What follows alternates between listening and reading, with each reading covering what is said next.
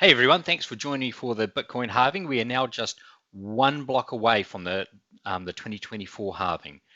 Halvings occur every 240,000 blocks, and we're at block 839999. So hopefully it's not going to be long till we see it now. Let me just check to make sure the streaming is happening. Yep, that's kicked in nicely. So let's have a look at the blocks, or a recent one. Typically blocks occur every 10 minutes, but because so many miners have piled in, that the block time is actually just reduced quite a bit. So the last block was just 2 minutes ago. The one before that was 9 minutes ago, 10 minutes ago. So it took 7 minutes to do that block, 1 minute to do that block, and that one was 13. So this one could literally just pop off at any time. The nice hash halving countdown timer is showing us we're still 18 minutes away, but it could also just flip over in the next minute. It could be any time. What is the halving? So at the moment, Bitcoin pays miners when they mint a new block 6.25 Bitcoin. This is the only way Bitcoin gets created, new Bitcoin. And after the halving, this drops down to 3.125 Bitcoin. So the income halves.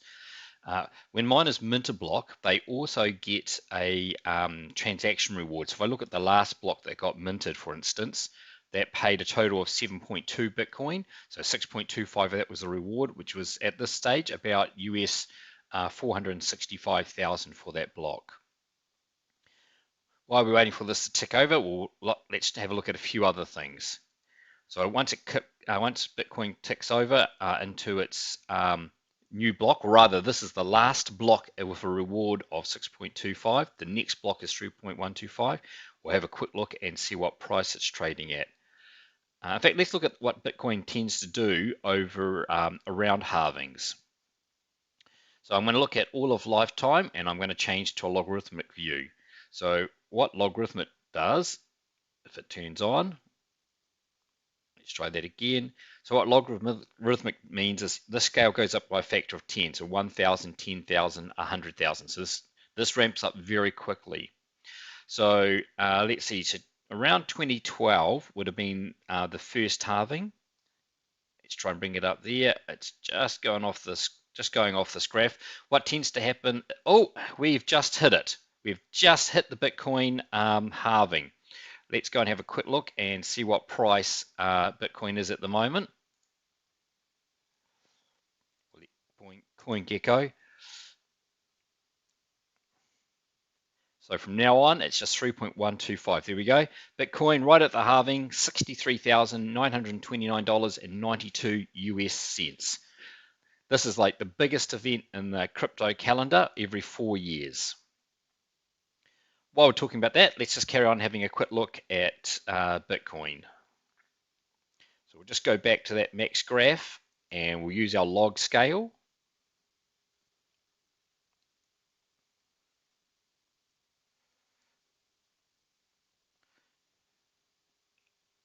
And we'll just wait for this graph to finish loading. It hasn't given me the log scale yet. Okay, so we had our halving here, and then what tends to happen is you get about 6 months of going sideways or a little bit down, and then you get explosive price growth. Right, let's come forward 2016 halving time. Let's see, 2015. All right, so that was around the next halving. So you get a little 6 months of sideways. This one went a little bit up, and then you get the explosive growth going up. Next time was around April 2020. Let's find that. January, February, March, around this time. So we can see we went sideways, this one a little bit up, and then 6 months later, boom, explosive growth. So we've just entered this time here now. So if a trend keeps following, then in about 6 months' time, we're going to get that explosive growth happening. With the Bitcoin halving, personally, I've had my S19s pointing at my own private pool, a CK pool, hoping to strike the big lottery and hit a whole block.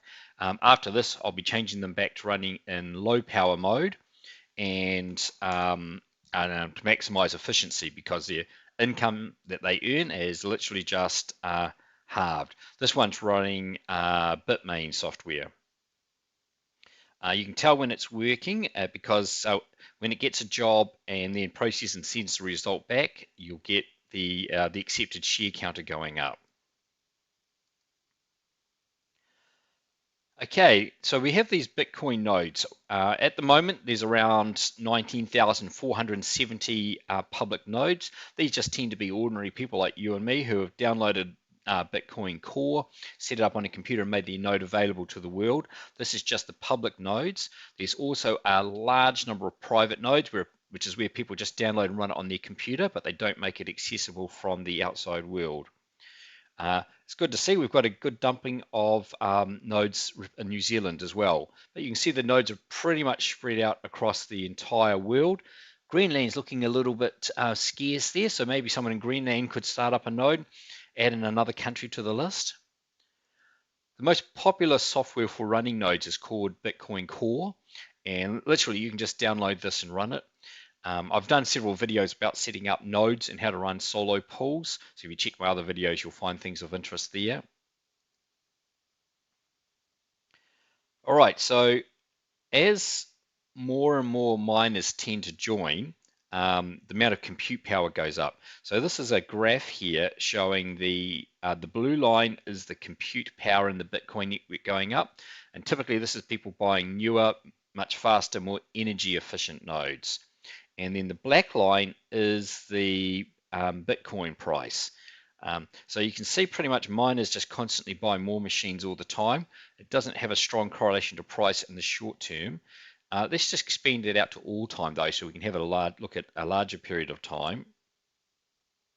So you can see here the Bitcoin one, the compute power is going exponential. In fact, can we change this to a log graph? Scale linear. Oh, there we go. Logarithmic. We'll see if we can change the other one to logarithmic as well. So remember, with logarithmic, the price is going up by 10 times every time. So you can see that it's not quite logarithmic, but it's following a log scale.